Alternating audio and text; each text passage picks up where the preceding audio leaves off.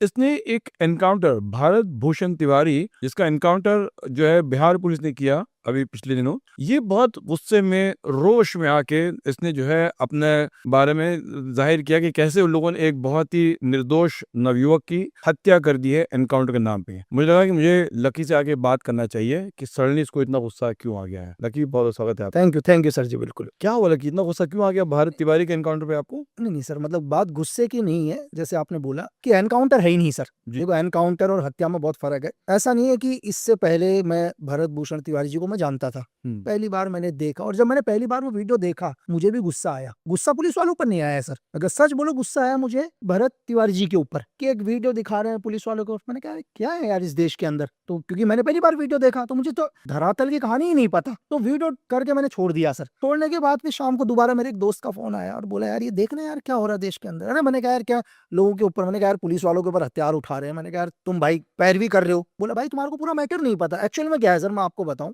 आप मुझसे एलओसी के बाहर का कुछ भी पूछो, आप मुझसे पूछो कि बांग्लादेश के अंदर क्या चल रहा है, नेपाल के अंदर, पाकिस्तान के अंदर, श्रीलंका के अंदर, मिडिल ईस्ट में क्या चल रहा है, तो शायद मैं ज्यादा अच्छे से बता पाऊंगा सर। जिन्हें भारत के पड़ोसी मुल्कों के खिलाफ काम करते हैं हम। हाँ, मतलब हमारा काम ही वही है सर, वही का। तो वहां पर हमारे को जितना अच्छा मैं इस देश के बारे में बता पाऊंगा, मैं आपको कह रहा हूँ, मैं उससे ज्यादा इन्फॉर्मेशन आपको उन देशों की दे दूंगा सर। क्योंकि जब से होश संभाला हम उन्हीं के बारे में रिसर्च कर रहे हैं, उन्हीं के बारे में पढ़ रहे हैं। इस देश के अंदर क्या हो रहा है नहीं मालूम है ना।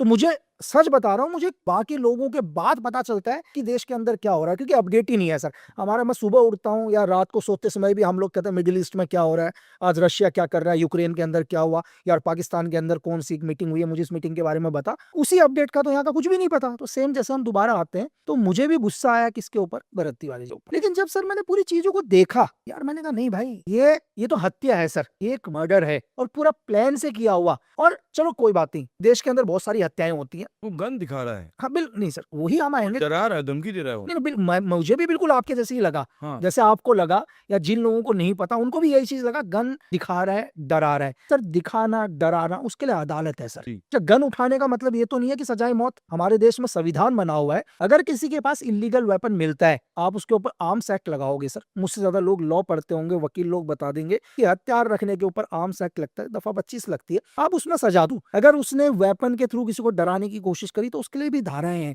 उसने पुलिस वालों को डराने की कोशिश करी उसके लिए, लेकिन सजाए मौत नहीं है ना सर। लेकिन महात्मा गांधी का देश है, यहाँ सत्याग्रह करते हैं लोग, जो है खाना पीना बंद करते हैं, उपवास करते हैं लोग, जो है ऐसी चीजें करते हैं। ये वो भी कर सकता था ना, गन क्यों दिखा रहा है? मतलब मेरा पॉइंट ये था। हाँ सर, यही मैंने भी सोचा, जो आपने सोचा यही मैंने भी सोचा यार कि गन क्यों दिखाया। हाँ। तो मैंने देखा यार कि नहीं भाई पहले रिसर्च करेंगे यार, क्योंकि हमारे को एक ही चीज सिखाया है, रिसर्च एनालाइज करो, लोगों की बातों में मत आओ, फिर बात करो। आरडब्ल्यू का मतलब यही ना, रिसर्च एनालाइज है ना सर। पहले जब तक हम खुद रिसर्च करेंगे, तो जब कोरोना चल रहा था ना सर, कोरोना चलते समय एक व्यक्ति, सोचो सर, यही लड़का भरत तिवारी देश के प्रधानमंत्री जी को लेटर लिखता है कि सर देश के अंदर कोरोना हो रहा है लोगों को, लेकिन आप मेरी बॉडी पर यूज कर लो वैक्सीन। मतलब एक लड़का चिट्ठी लिखता है कि आप सर ये पहली जो वैक्सीन है, अगर नहीं हो रहा है तो मैं अपना शरीर देने के लिए तैयार हूँ, मेरे शरीर पर आप वैक्सीन यूज करो। एक लड़का सर इस देश के अंदर 700 किलोमीटर पैदल चल रहा है, पैदल यात्रा कि देश को जोड़ो। अच्छा, मतलब एक 700 किलोमीटर की पैदल यात्रा कर रहा है एक लड़का। तो राहुल गांधी ने भी की थी। हाँ सर, राहुल गांधी सर, अब नेता को और आम इंसान,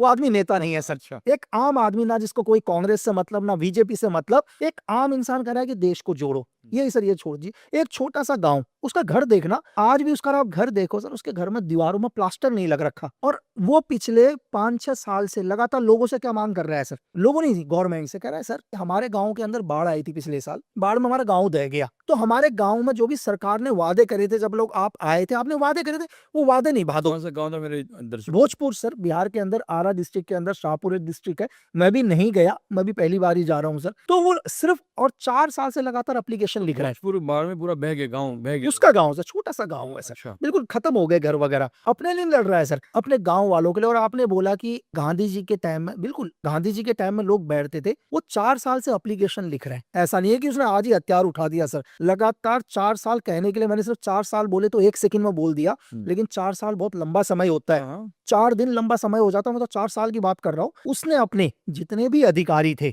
उन अधिकारियों को एप्लीकेशन दिए कागज के ऊपर, कोई समाधान नहीं मिल रहा। और उसके अच्छे कामों के लिए सर वहीं के प्रशासन, एसडीएम लोगों ने उसको इनाम भी दिया कि ये लड़का बहुत अच्छा है। लेकिन क्या है कि जब लगातार प्रेशर आया प्रशासन के ऊपर चीजें, तो मैंने जो सुना कि वहाँ के लोकल अधिकारी जो भी एसडीएम है उसको बोलते हैं कि तेरा हम एनकाउंटर करा देंगे, जान से मार देंगे तुझे। अच्छा, धमकी दी थी उसको? धमकी दी उसको कि हम तुझे जान से मार देंगे भाई। अब कब की बात है ये? ये अभी उसने जब पिस्टल खरीदी हाँ। उससे पहले की बात, ऐसा नहीं है कि उसके पास हथियार था। अब एक अधिकारी उसको बोलता है कि भाई तेरे बहुत नाटक हुए, तेरे को हम जान से मार देंगे। कौन से लेवल का अधिकारी था वो? एसडीएम लेवल का अधिकारी। एसडीएम लेवल का। अब वो कहता है यार मुझे जान से मार देंगे करके ना, मैं तो अन्याय के खिलाफ आवाज उठा रहा हूँ। वो लड़का अपने बेचारे गले की चैन भगवान की मूर्ति को बेच पिस्टल खरीदता है सर, है ना। और उससे पहले ऐसा नहीं है, उससे पहले उसको पता चल चुका था कि मैं मर जाऊंगा, अपने सोशल मीडिया में लिख चुका है। कैसे कि पता भाई था? ऐसे पता कि उसने लिखा हुआ है कि मैं बचूंगा नहीं, मेरा बलिदान होगा लेकिन तभी लोग सुनेंगे, है ना सर। उसको पता है। और एक्चुअली ऐसा है जो लोग कह रहे हैं ना हथियार, सबसे मैं अभी भी लोगों से ये कहना चाह रहा हूँ कि आप इस पॉडकास्ट को देखेंगे, आप अपनी मांग उठाओ, बोलना आपका हक है,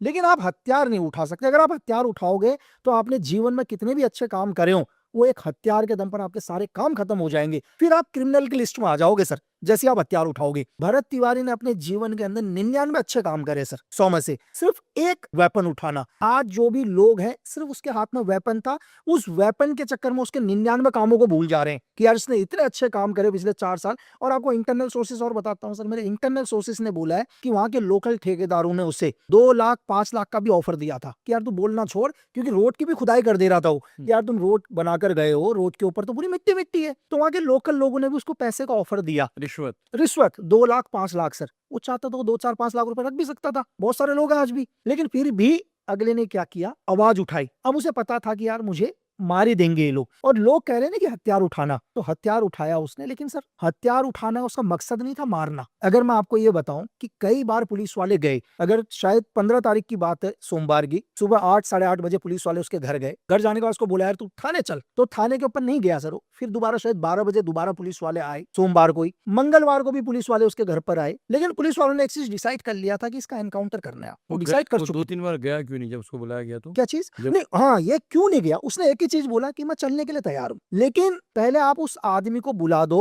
जिसके पास डिसीजन पावर हो, कि उसने जो भी इस गांव से वादे करे हैं ना, उन वादों को निभा दे। उसकी एक ही मांग थी कि जब आप इलेक्शन में आए, जब भी आए, जो भी आपने हमारे गांव वालों से, हम लोगों से वादे रखे। कोई भी एक नेता आता है लेकिन आपने वादे पूरे नहीं करे, या तो आप वादे ही पूरे मत करो, आप वादे मत करो कि हम लोग ये करेंगे। लेकिन जब आप वोट लेने आते हो, चीजें आते हो, गांव वालों से बहुत सारे वादे करके जाते हो, लेकिन आप वादे कभी नहीं निभाते। आज भी हमारे लोगों के पास खाने के लिए रोटी नहीं है, वहां लोगों के पास घर नहीं है, लोगों के गांव बाढ़ में खत्म हो गए, लेकिन देखने कोई नहीं आ रहा, जबकि वो अपने लिए नहीं उठा रहा सर,